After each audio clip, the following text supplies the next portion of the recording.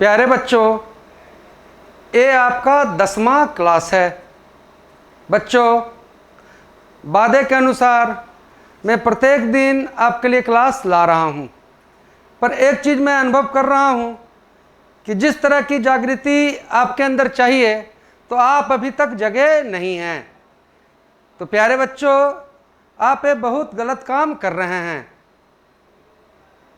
जब समय ये बीत जाएगा तो लौटकर नहीं आएगा, तो समय रहते जग जाइए और अपने तैयारी में पूरी तरह से रम जाइए। अभी बिहार पुलिस का 21,391 वैकेंसी जो आया है, प्यारे बच्चों, आप अपने दिमाग में बैठा लिए हैं कि होगा तो गड़बड़ी से ही होगा, लेकिन बिल्कुल ऐसा चीज़ दिमाग में बैठाना आपके लिए उचित नहीं है। सोचिए कि अगर आप इसी आशा पर बैठे रह गए और समय बीत गया, है ना, और ऐसा कुछ नहीं हुआ तो आपको बहुत पछतावा होगा। विगत कुछ दिनों से मैं देख रहा हूँ कि बिहार गवर्नमेंट में जो वैकेंसी हो रही है उसमें यार गड़बड़ी नाम का चीज़ नहीं है। तो जगिए और मेहनत कीजिए। यहाँ से आपके पास दो ऑप्शन है, या तो बैठे बैठे समय बर्बाद कर लें, और नहीं तो बिल्कुल यार मेहनत का रास्ता पकड़ें और मंजिल तक पहुँचें। प्यारे बच्चों, बिहार पुलिस का वैकेंसी तो आया ही हुआ है। अभी आपका यार आरपीएफ, यूपी पुलिस, मतलब कि बहुत सारी वैकेंसी का बौछार आ रहा है। तो मेरा आपसे आग्रह है कि आप पूरी तरह से जग जाएं। मैं आपको वादा करता हूं कि इस क्लास को अगर आप अटेंड करते चलें, पूरा देखते चलें, तो जीके जीएस में आपको कहीं समस्या नहीं रहेगा। चाहे वो बिहार पुलिस हो, एसएससी जीडी हो, आपको आरपीएफ हो, यूपी पुलिस हो, आपका जीके और जीएस पूरी तरह से कंप्लीट, दुरुस्त और कॉन्सेप्ट वाइज आप उस चीज़ को पूरी तरह से समझेंगे। प्यारे बच्चों, जो बच्चे चैनल पर नए हैं, चैनल को सब्सक्राइब कर लें, बेल आइकन को दबा लें, और जो बिल्कुल आज ही नए हैं तो प्यारे बच्चों, त्रिशूल संस्थान चैनल के प्लेलिस्ट में आपको जो 9 क्लास गया है वो मिल जाएगा। आज है 10वां क्लास। आज के क्लास में हम लोग यार साइंस के एक टॉपिक को करेंगे। ध्यान देना है कि जीके प्लस जीएस, तो जीएस भी इंपॉर्टेंट है, क्योंकि जीके जीएस में लमसम आपका यार 60% अगर जीके है तो 40% आपका यार जीएस जरूर है। तो आज हम लोग जीएस का एक शानदार टॉपिक करने वाले हैं, और इस टॉपिक से पक्का आपका एक प्रश्न रहेगा। और टॉपिक है हमारा तरंग। और तरंग में क्या भाई? टॉपिक हम लोग का है तरंग, और तरंग में ध्वनि। तो आज हम लोग ध्वनि संबंधित एक एक कॉन्सेप्ट को समझेंगे, एक एक चीज को जानेंगे, और जो बच्चे पहले से जान रहे हैं वे इन चीज को रिवाइज करेंगे। प्यारे बच्चों, ध्वनि के बाद, ध्वनि पर जब हम आते हैं तो सबसे पहले आपको एक चीज समझना पड़ेगा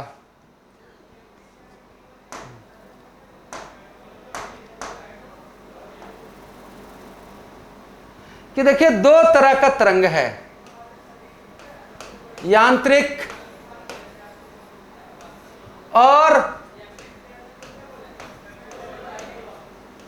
अयांत्रिक।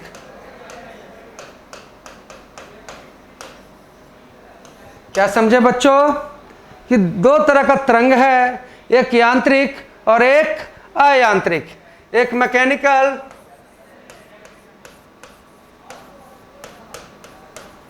और दूसरा नॉन मैकेनिकल।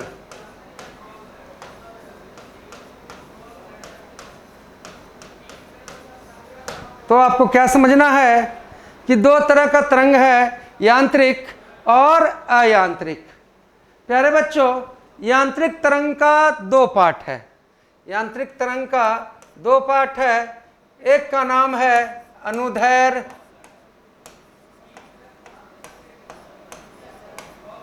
और दूसरा का नाम है अनुप्रस्थ।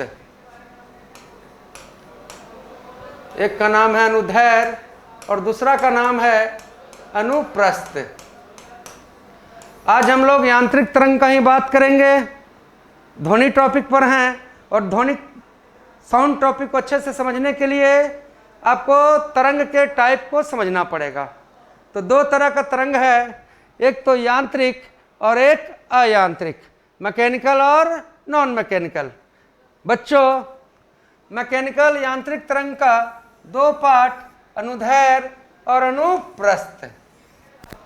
प्यारे बच्चों, अनुदैर्घ्य तरंग आप लोग सब जानते हैं कि ध्वनि कौन सा तरंग है, तो अनुदैर्घ्य तरंग है। तो आपको अपने दिमाग में रखना है कि ये जो अनुदैर्घ्य तरंग है ये आपका यार चलता है ठोस, द्रव और गैस तीनों में।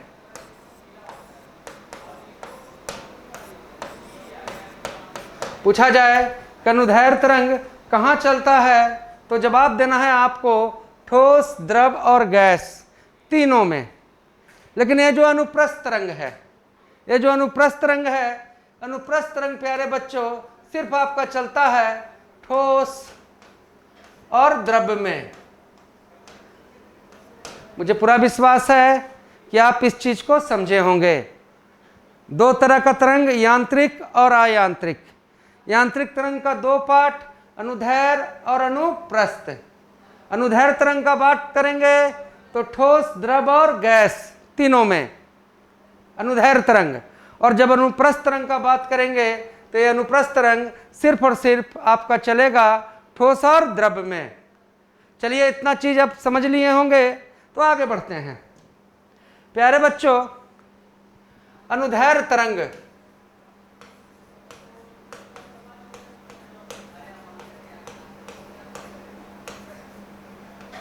अनुदैर्घ्य तरंग आपका चलता है संपीड़न से विरलन की ओर।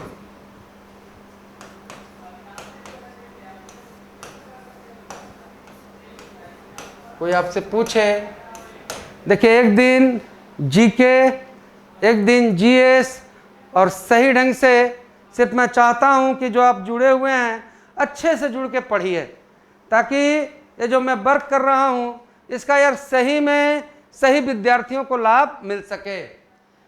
तो अनुदैर्घ्य तरंग आपको चल रहा है संपीड़न से विरलन की ओर। देखिए, अनुदैर्घ्य तरंग इस ढंग से चलता है, जहां ज्यादा घना हो,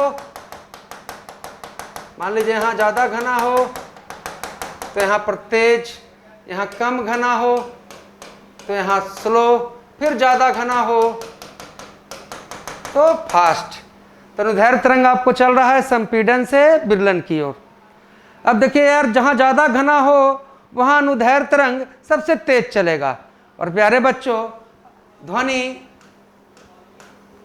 आपका अनुदैर्घ्य तरंग है, तो ध्वनि सबसे तेज किस में चला, तो सबसे यार तेज चला यार ठोस में, फिर यार द्रव में, और फिर सबसे यार धीरे कहाँ चला, गैस में, और बिल्कुल चला ही नहीं, बिल्कुल टस से मसी नहीं हुआ, तो कहाँ, शून्य या निर्वात में, बिल्कुल यार हिला ही नहीं। कहाँ, तो शून्य, जहाँ हवा ना हो, जिसे हम लोग यार निर्वात भी कहते हैं। तो जहाँ बिल्कुल चला ही नहीं, तो कहाँ, शून्य और निर्वात में। अनुदैर्घ्य तरंग कैसे चला, संपीड़न से विरलन की ओर। अनुदैर्घ्य तरंग कहाँ कहाँ चलेगा, ठोस, द्रव और गैस। ध्वनि कौन सा तरंग है, अनुदैर्घ्य तरंग। अनुदैर्घ्य तरंग किस तरंग का हिस्सा है, तो यांत्रिक तरंग। और यांत्रिक तरंग का एक और बच्चा है, एक और उसका यार पार्ट है, जिसका नाम है अनुप्रस्थ।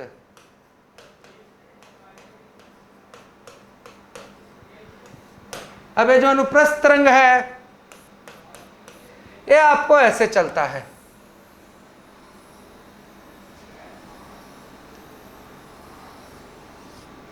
अनुप्रस्थ तरंग आपको ऐसे चलता है, ऐसे चलता है, तो यहाँ क्या हो गया, शीर्ष, और यहाँ क्या हो गया, गर्त, यहाँ शीर्ष, यहाँ गर्त। तो जो अनुप्रस्थ तरंग है आपको बच्चों चल रहा है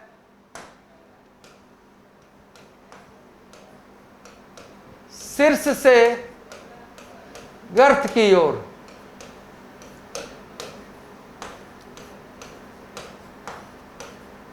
पूछा जाए कि अनुप्रस्थ तरंग कहां चलेगा, शीर्ष से गर्त की ओर, शीर्ष से गर्त, फिर गर्त से शीर्ष, शीर्ष से गर्त, ऐसे आपको अनुप्रस्थ तरंग चलता है। और अनुप्रस्थ तरंग आपको चल कहां रहा है भाई, तो ठोस में। दूसरा आपको यार द्रव्य में। बच्चों आपको समझना है, देखिए यार, जब भूकंप तेजी से आएगा, भूकंप आपको तेजी से आएगा, भूकंप आपको यार तेजी से आएगा,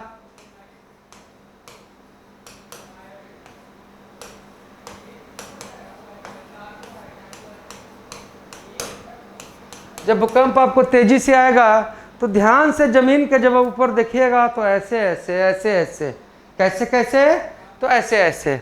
अब प्रश्न पूछे कि भूकंप आने पर जमीन के ऊपर, भूकंप आने पर जमीन के ऊपर कौन सा तरंग बनता है, तो आप क्या कहिएगा, भूकंप आने पर जमीन के ऊपर अनुप्रस्थ तरंग बनेगा, ऐसे ऐसे, तो क्या, अनुप्रस्थ तरंग। और दूसरा चीज आपने अनुभव किया होगा कि जब आप नदी के किनारे जाइएगा तो नदी की जो लहरें हैं वो ऐसे ऐसे, है ना जी। तो भाई नदी का धारा के अंदर, नदी के धारा आपको यार किस तरंग का उदाहरण है, तो आप कहिएगा अनुप्रस्थ तरंग। तो नदी के ऊपरी धारा अनुप्रस्थ तरंग। और इवन तालाब के किनारे बैठे हुए हैं और उसमें पत्थर फेंक दिए, पत्थर फेंके तो आपने अनुभव किया हो कि ऐसे ऐसे करके तरंग बनता है। तो जो इस ढंग का तरंग बना वो कौन सा तरंग है, अनुप्रस्थ तरंग। अनुप्रस्थ तरंग किसका हिस्सा है, यांत्रिक। और प्यारे बच्चों, हम अनुप्रस्थ तरंग कैसे चला, तो सिर से गर्त की ओर, सिर से गर्त की ओर। और अनुदैर्घ्य तरंग संपीड़न से विरलन की ओर। ज्यादा घना रहेगा तो उसमें तेज, और कम घना है तो उसमें स्लो। जरूर आप बात समझ लिए होंगे। और जो बच्चे नए हैं बस शुरू से यार क्लास आप 1 नंबर से देखते आइए, नोट्स बनाते आइए, आपका जीके जीएस का समस्या हमेशा के लिए समाधान हो जाएगा। चाहे वो बिहार पुलिस हो, चाहे आर्मी अग्निवीर हो, कोई भी चीज हो, बिल्कुल मैं मस्त लेवल में इस चीज को लेके चल रहा हूं। अब ध्वनि और तरंग को समझना है तो 3 चीज आपको अपने दिमाग में सेट करना है। पहला आवृत्ति, दूसरा तरंग दैर्घ्य और धैर्य, और तीसरा आयाम। तो जब समझ रहे हैं तरंग को तो 3 चीज पकड़ के चलना है। पहला आवृत्ति, दूसरा तरंग दैर्घ्य और तीसरा आयाम। बस 2 मिनट में आप इस चीज से बिल्कुल आपका कॉन्सेप्ट हमेशा के लिए क्लियर हो जाएगा। सबसे पहला बात करते हैं आवृत्ति का। आवृत्ति को हम लोग फ्रीक्वेंसी भी कहते हैं और इसको यार हर्ट्ज में मापा जाता है। अब देखो क्या है आवृत्ति। मान लीजिए कि यार यहाँ पर एक धागा में एक पत्थर लटका हुआ है, हाँ जी, और इसको मैंने उठा के ऐसे छोड़ दिया तो पत्थर क्या करेगा भाई, पत्थर इस ढंग से स्विंग करेगा, स्विंग करेगा, ऐसे ऐसे करके आएगा, यहाँ पर आएगा, यहाँ से फिर ऐसे ऐसे जाएगा और यहाँ पर जाएगा, है जी। तो पत्थर क्या कर रहा है, स्विंग, है ना। तो बच्चों क्या है आवृत्ति, देखो यार 1 सेकंड में, 1 सेकंड में, है ना जी, जितना बार ही घूमा, 1 सेकंड में जितना बार ये कंपन किया वह उसका आवृत्ति कहलाया। 1 सेकंड में जितना बार एक कंपन किया वह इसका क्या कहलाया, आवृत्ति। मान लीजिए 1 सेकंड में 50 कंपन है, तो भाई इसकी आवृत्ति हो जाएगी 50 हर्ट्ज।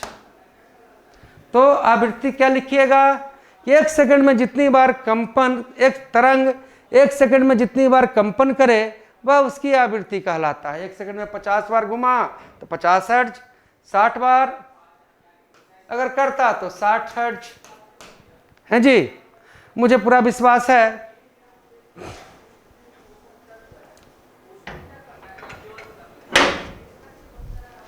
कि आप आवृत्ति के बारे में समझ गए होंगे।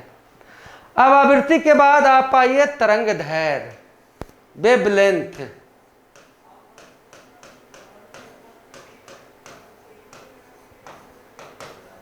देखो भाई, अब कंपन कर रहा है, ऐसे ऐसे घूम रहा है, समझो आराम से, तो कुछ ना कुछ दूरी तो तय कर ही रहा होगा ना। यहां से यहां आया तो एक दूरी तय किया, यहां से यहां गया तो एक दूरी तय किया, है ना जी। तो भैया एक कंपन में तय की गई दूरी, एक कंपन में तय किया गया दूरी तरंग दैर्घ्य कहलाता है। तरंग दैर्घ्य कहलाता है।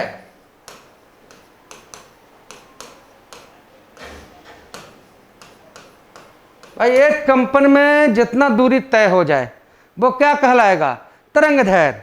और प्यारे बच्चों, तरंग दैर्घ्य को हम लोग यार एंगस्ट्रम, तरंग दैर्घ्य को हम लोग एंगस्ट्रम से मापते हैं। और एक एंगस्ट्रम बराबर 10 के पावर -10 मीटर होता है। तो तरंग दैर्घ्य से क्या समझें कि एक कंपन में तय किया गया दूरी, 1 सेकंड में जे बार कंपन हुआ वो तो आवृत्ति, और एक बार कांपने में जो दूरी तय हुआ, एक बार आपको इधर से इधर आने में जो दूरी तय हुआ वो कहलाया तरंग दैर्घ्य। प्यारे बच्चों, जब हम अनुप्रस्थ तरंग में जाएंगे तो अनुप्रस्थ तरंग में तरंग दैर्घ्य आपको कहलाएगा, अनुप्रस्थ तरंग में तरंग दैर्घ्य आपको कहलाएगा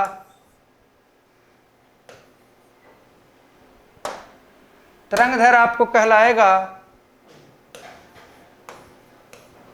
दो शीर्षों के बीच दूरी।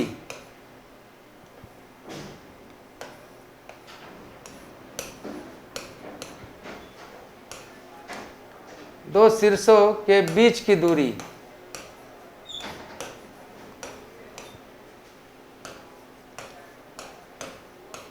या दो गर्तों के बीच की दूरी।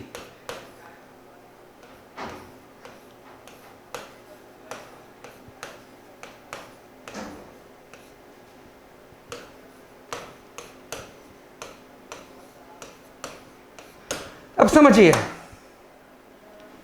दो शीर्षों के बीच की दूरी या दो गर्तों के बीच की दूरी।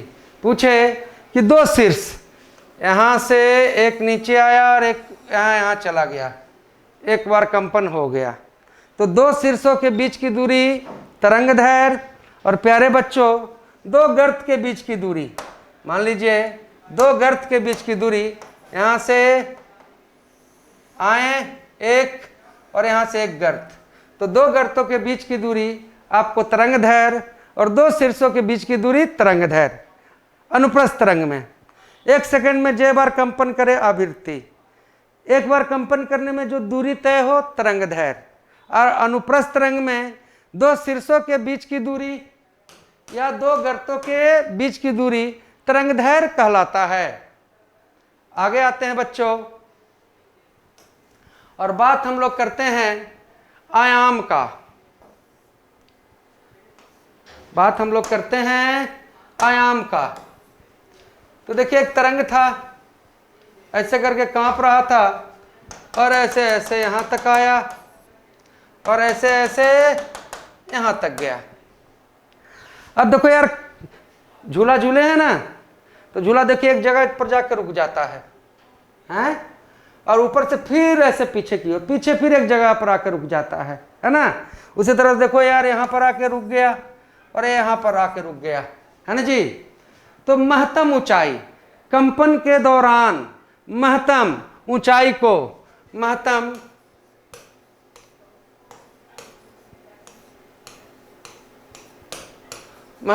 ऊंचाई को हम लोग कहते हैं आयाम।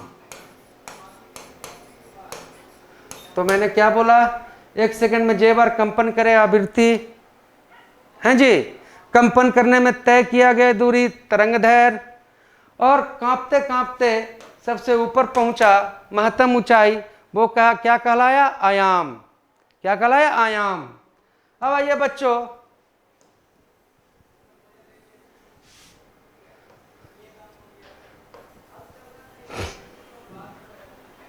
आवर्तकाल।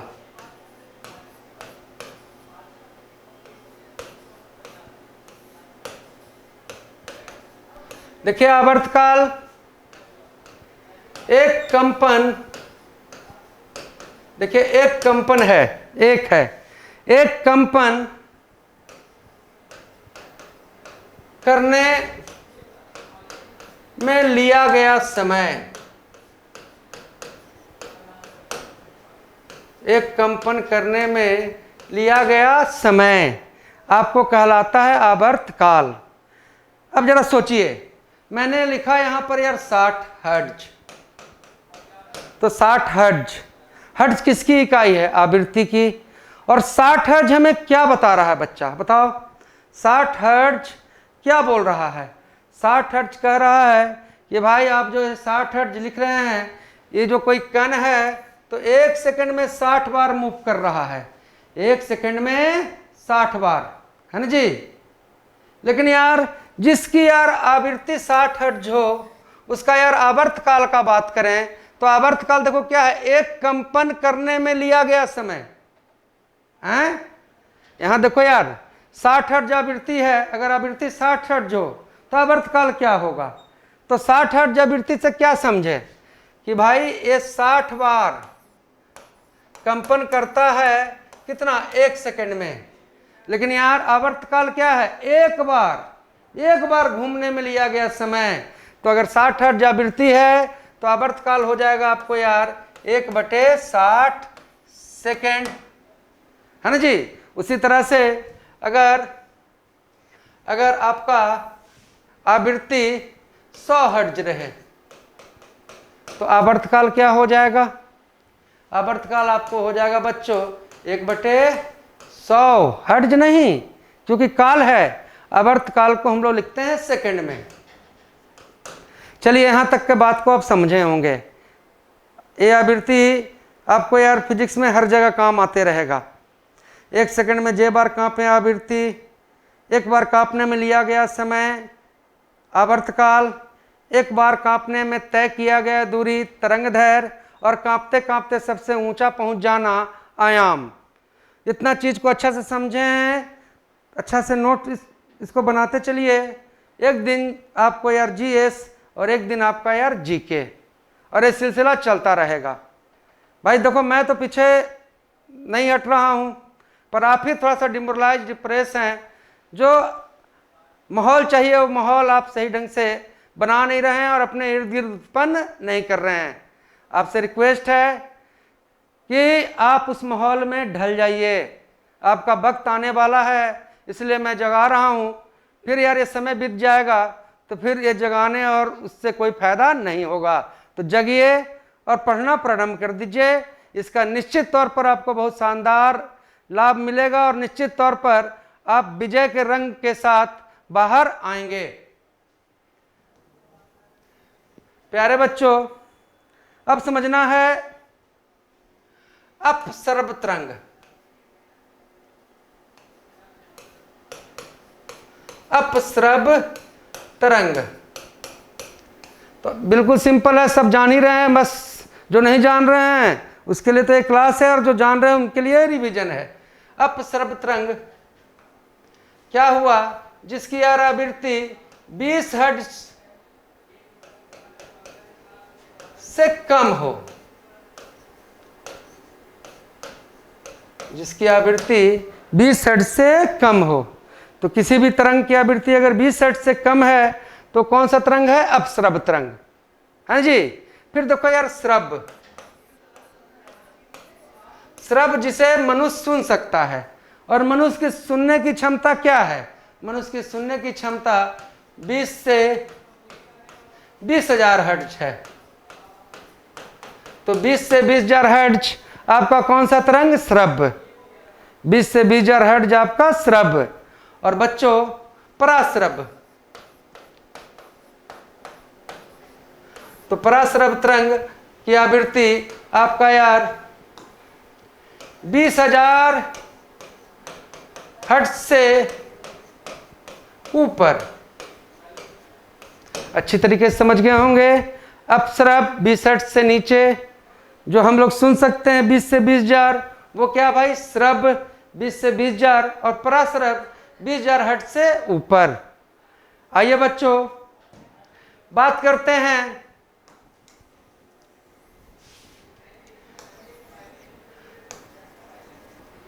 कि भाई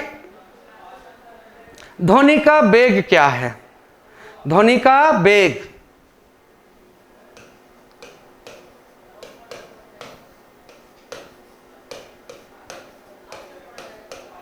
प्यारे बच्चों ध्वनि का वेग सबसे पहले जान जाइए। कोई भी वेग है तो उसका यार इकाई है मीटर प्रति सेकंड। तो ध्वनि का वेग क्या हुआ कि 1 सेकंड में ध्वनि जितना चले, तो समान रूप से आपको यार समान हवा में आपको 0 डिग्री सेंटीग्रेड पर ध्वनि का जो वेग है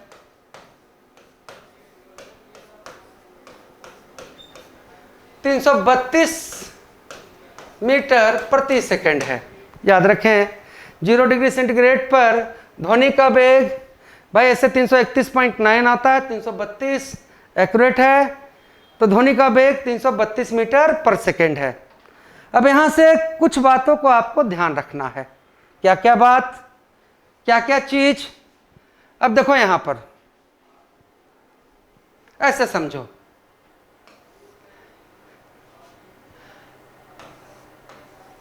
एक सेकंड में जितना बार कंपन किया, 1 सेकंड में जे बार कांपा, वो क्या है? आवृत्ति, है ना जी। चलिए 1 सेकंड में ये 40 बार, कितना बार कांप रहा है? 1 सेकंड में ये 40 बार कांप रहा है। तो आपको यार आवृत्ति कितना हो जाएगा? 40 हर्ट्ज। ध्यान दीजिए। अब एक बार कांपने में आवृत्ति को देखिए, हम लोग n से इंगित करते हैं, है जी। एक सेकंड में 40 बार कांपा, आवृत्ति इसका यार 40 हर्ट्ज। अब ध्यान दीजिए कि एक बार कांपने में जो दूरी तय किया, जो डिस्टेंस यहां से यहां, यहां से यहां जो डिस्टेंस तय किया, वो है आपका यार तरंग दैर्घ्य, वेव लेंथ। अब मान लीजिए कि वेव लेंथ तरंग दैर्घ्य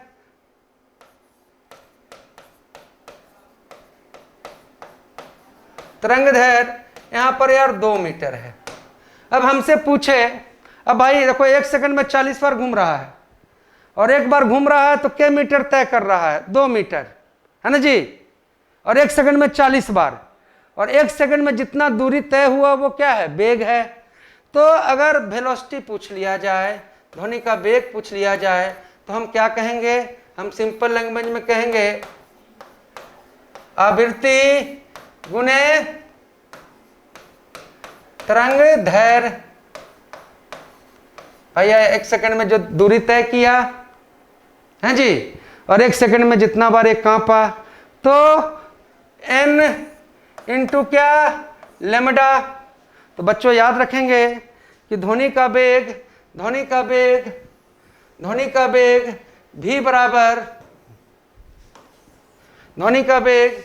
बराबर आपको क्या हो जाएगा? n lambda. अब देखिए इस फार्मूला से आपको यार v बराबर n लेमडा बच्चों, तो और भी इसमें क्या रहेगा, दो चीज कोई दिया रहेगा, एक चीज निकालना रहेगा। अगर v बराबर n लेमडा तो n बराबर क्या हो जाएगा, n बराबर हो जाएगा यार v बटे लेमडा, और लेमडा बराबर मतलब तरंग दैर्घ्य बराबर क्या हो जाएगा, तो v बटे n। तो ध्वनि का वेग मीटर प्रति सेकेंड है ना जी, ध्वनि का वेग मतलब क्या, आवृत्ति गुने तरंग दैर्घ्य। और क्यों आवृत्ति गुने तरंग दैर्घ्य, क्योंकि 1 सेकंड में जे बार कांपा हुआ आवृत्ति और एक बार कांपने में जो दूरी तय किया वो तरंग दैर्घ्य है ना जी। तो 40 बार कांप रहा है और एक बार कांपने में 2 मीटर, तो 1 सेकंड में चलेगा 80 मीटर, उसका वेग होगा 80 मीटर प्रति सेकंड। अब आपको ध्यान देना है कि क्या क्या ऐसा फैक्टर है जो ध्वनि के वेग में आपको यार परिवर्तन लाता है। तो पहला चीज तापमान, तो याद रखेंगे कि तापमान बढ़ने पर ध्वनि का वेग बढ़ जाता है। तापमान बढ़ने पर ध्वनि का वेग बढ़ जाता है। और कितना बढ़ता है, अगर 1 डिग्री सेंटीग्रेड तापमान प्लस हो जाए तो ध्वनि का वेग 0.61 मीटर प्रति सेकेंड, 0.61 मीटर प्रति सेकेंड, या इसको कह सकते हैं 61 सेंटीमीटर प्रति सेकेंड है जी बच्चा। देखो यहां पर अगर ध्वनि का वेग 0 डिग्री सेंटीग्रेड पर 332 मीटर है प्रति सेकंड, तो ध्वनि का वेग 10 डिग्री सेंटीग्रेड पर क्या होगा। अब हम सोचेंगे कि 1 डिग्री सेंटीग्रेड बढ़ रहा है तो 0.61 मीटर की वृद्धि हो रही है, 0.61, और यहाँ पर 0 डिग्री सेंटीग्रेड पर 332, तो 10 डिग्री सेंटीग्रेड है ना जी। तो 10 डिग्री सेंटीग्रेड 10 डिग्री तापमान बढ़ा तो यार वेग में कितना वृद्धि हुआ, 0.61 गुने 10, 1 पर 0.61, तो 10 पर कितना, 0.61 गुने 10 मतलब यार 6.1 मीटर प्रति सेकेंड।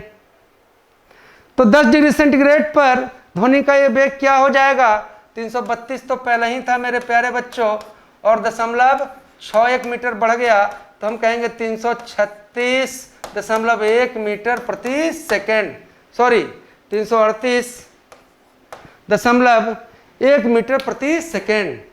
तो आप क्या जाने, पहला चीज तापमान बढ़ने से ध्वनि का वेग बढ़ता है। दूसरा चीज आपको जानना है